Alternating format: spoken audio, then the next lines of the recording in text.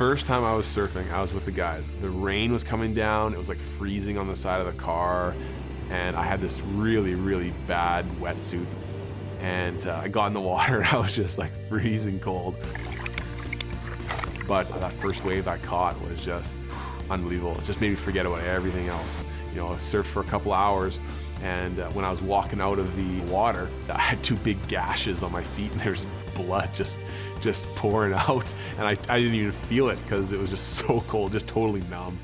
So that was my first experience, and I'll never look back. It was amazing.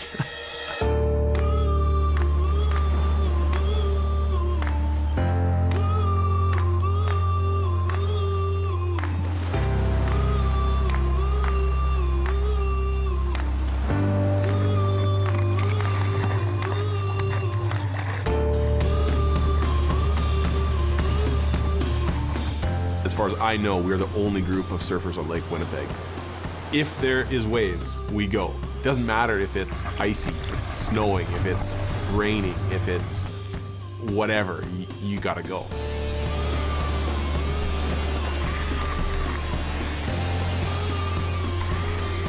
Our crew is totally different. All different types of careers, all different types of personalities, but we're totally united with surfing.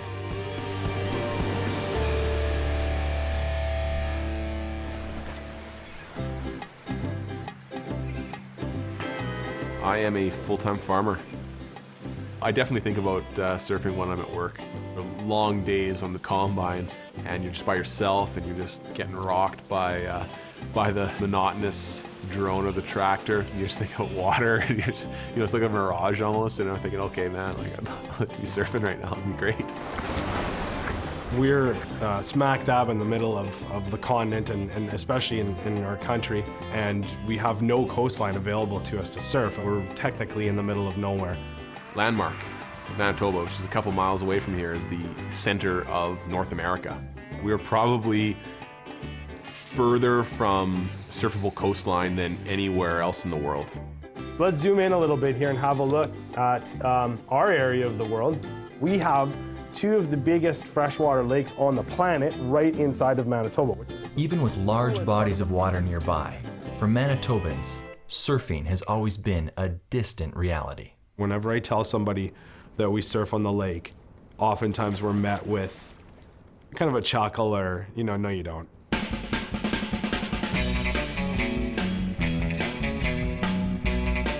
It's one of those things you see on TV or you see in magazines, pictures, and you're like, oh man, that's really cool, but you don't ever even dream about doing that here in the prairies. But for some, the lack of ocean in Manitoba has only intensified the desire to feel its effects. I grew up always wanting to live in California. I literally always wanted to move there, and I always wanted to live there. With likely the only surfboard workshop in the entire prairies, Colin has been described as the godfather of surf in Manitoba. Everyone came from different places, didn't know each other, and kind of united through him, I would say. For this crew of complete strangers, the road to finding a legitimate surf break in the middle of the continent has been long and totally unpredictable. I never really thought that it would ever be possible to surf on the lake. That's why I really ended up getting into windsurfing. For those with the irrepressible desire to surf, in Manitoba, windsurfing has always been the only option. And those who love it go wherever they can. The Red River, that's half a kilometer away from us now, it floods almost every spring, and it flooded right over top of our fields. So I said, hey, it's a windy day, why not go windsurfing? The best place to windsurf in Manitoba is not on farmers' fields. It's Lake Winnipeg, a shallow, expanse of water known for its sudden, stormy weather. I'd been windsurfing for about 12 years, and as I progressed through windsurfing, I started liking the wave surfing part of it a lot more. I would spend all of my time basically tacking up wind as far as I could go, and then surfing in, just holding onto the mast and surfing in the entire way. With its relentlessly choppy breaks, wave surfing on Lake Winnipeg has been thought to be impossible. But Colin was determined to make it a reality.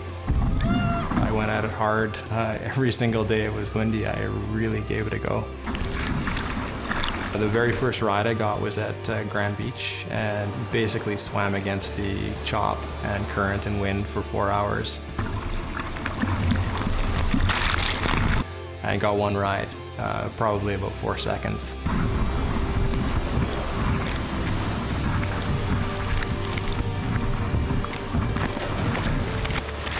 And that started a quest of driving around the lake, both sides, top to bottom. The quest of finding a slice of California in the middle of Canada turned into a 17-year-long journey of searching for a better surf break along Lake Winnipeg's nearly 2,000 kilometers of shore. I don't know anybody who is more dedicated to this than Colin.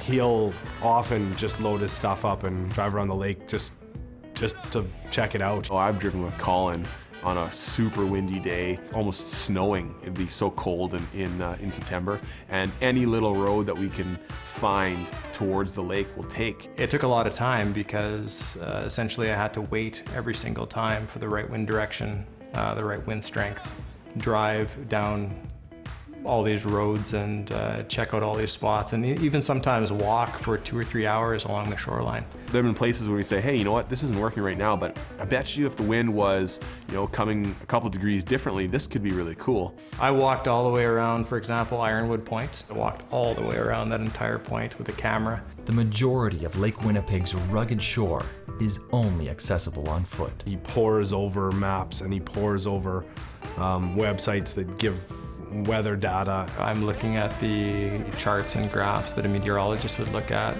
to come up with a forecast. When the search for surf requires jumping into near freezing water, the forecast for waves is something you don't want to get wrong. You can hardly move in this thing. Like by the time you paddle out, you're done. And it feels like you're trying to get out of a pool with all your winter clothes on. Seriously. Even as ice is forming on the lake, if there's wind, the search for waves is on. Finding a break clean enough to surf on takes a perfect combination of factors. It takes just the right mix of lake depth, weather elements, and shore shape. And tracking down anywhere to do this has been a task of pure dedication.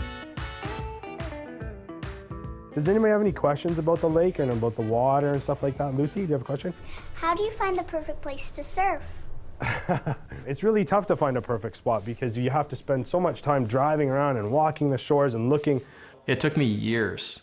I would look after the fact. It was hindsight. So basically I would see what conditions did happen, and then I would go back and look at all the maps that evening, and I would start I'd write it down. I had a journal of it. So basically I figured out if this looks like this and this looks like this is what happens. In the early years of the search, Colin came across perhaps the only other person willing to attempt surfing the lake. I'm embarrassed that I surf the lake. We're trapped in Manitoba. That's why I surf the lake, because we live how many thousands of miles from the ocean. The funny thing about surfing the lake is it always looks terrible from shore. The waves look brutal from shore, and not until you paddle out like 100 yards do you start to see the actual size. Colin and Stephen had both seen the lake's potential, and soon other die-hard surfers joined them in the search. We're under no illusions that surfing on the lake is anything like surfing on the ocean. We know what we're into. It's a little bit like football. Surfing on the ocean is like playing in a pro field, whereas surfing on the lake is like playing on a high school field. But the net result is you're still playing football. For this surf crew, playing in tough conditions is all part of the fun. Colin and I stood in Tofino, and I have to say I was kind of getting bored between sets because here, when we're surfing on the lake, we're having to fight our way out. In terms of the actual surf, you're going down the face of a wave. There's still lots of opportunity to surf up and down the wave and do whatever kind of things you want to do on a surfboard. It seems like people across the world kind of pick and choose their days. They want the perfect wave, the perfect weather. We have to go whenever there are waves. On the ocean, Everybody tries to avoid high winds. That's a sign that the day is going to suck and the waves are going to be crappy and it's going to be blown out on the lake. That's exactly what we're looking for. We're used to being extremely cold in the winter, and I think that's probably one of the reasons we can remain so passionate about it, is because we don't mind actually going out in ridiculous conditions. We're pretty hardy. I think that even the people in our surf group are classic hardy Manitobans. We're not scared of the cold, not scared of snow, we're not scared of driving out to the lake on icy roads. While experimenting with locations, the group began experimenting with equipment as well, including stand-up paddleboards, optimized for lake-size waves. About 5 years ago here, I had ordered a huge stand-up paddleboard and a paddle, thinking that small waves, large board. Shortboards, longboards, and now stand-up paddleboards are all tools of the trade for this crew. But no matter the method, surfing the lake requires a serious commitment. You don't have a lot of notice sometimes. It's like, 2 hours, 3 hours, 6 hours notice. Might be at dawn. 6, 7 a.m. is when the waves are going to be, and it's only going to last till 9. So, get in your car at 4 a.m., drive, jump in the cold water, and it's just, what you got to do to surf. When I tell people we surf in Manitoba, they generally give me a quizzical look and think I'm a bit off my rocker. And they're right. Some of these guys are driving from the south end of the city all the way up to northern parts of the lake just for a surf. Lake Winnipeg is split into a south and north basin. Each section of the lake has different wind characteristics, bottom contours, and maximum wave potential.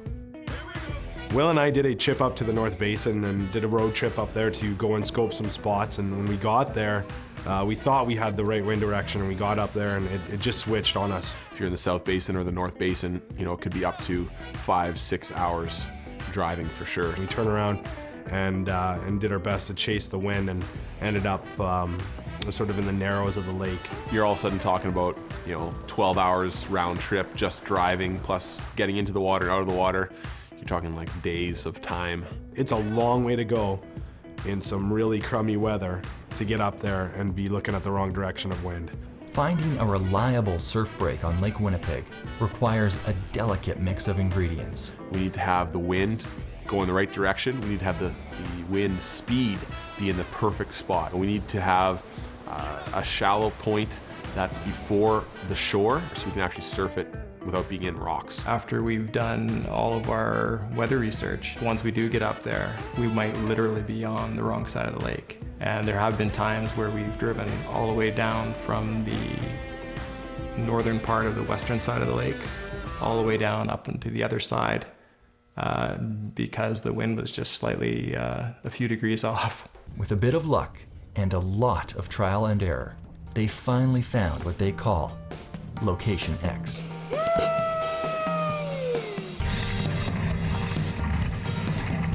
It's changed things a lot to the point where we've realized that we can actually get some pretty decent rides. You almost have to suspend your disbelief in what you're doing, because for all matter of fact, if you looked at the cold hard facts, it shouldn't be happening. It's a perfect setup for surfing. It provides a point break. It's got reasonably sized waves and 3 directions of wind.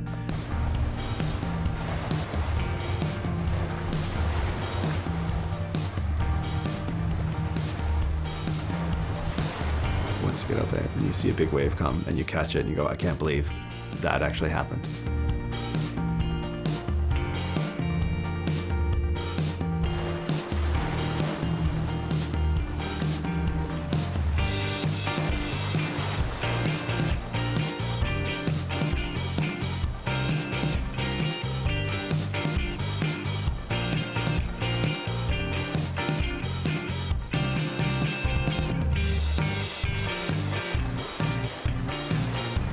If this film was the cause of a lot of people crashing our Location X, the Landlocked crew that I'm a part of is not going to be very friendly to me. I don't know, can I say castration on camera? You've put in time looking for these spots, and you want to keep them from being shut down. We can only handle so many people in this break at one time. We've already seen it. We've had a couple of guys dropping in on each other and you know, crowding waves basically. We think we've got some great waves here in Manitoba. It's no Tofino, it's no Hawaii, but it's surf, and it's the only thing that we have. The good news for this surf crew is that the danger of anyone finding location X is about as remote as the location itself. Just for the average person to find location X, they either have to randomly come across it, follow us out, and you know, find that one access along the side of the lake. I think we really do have something special here in Lake Winnipeg. I think a lot of people believe that. More than anything, as a province, we have to do a lot more to protect that lake. Surfing in Manitoba is a true novelty. The one thing you always get out of it is, even if it sucks, you can't believe you're riding a wave. I wouldn't give living on the prairies for anything. It's amazing.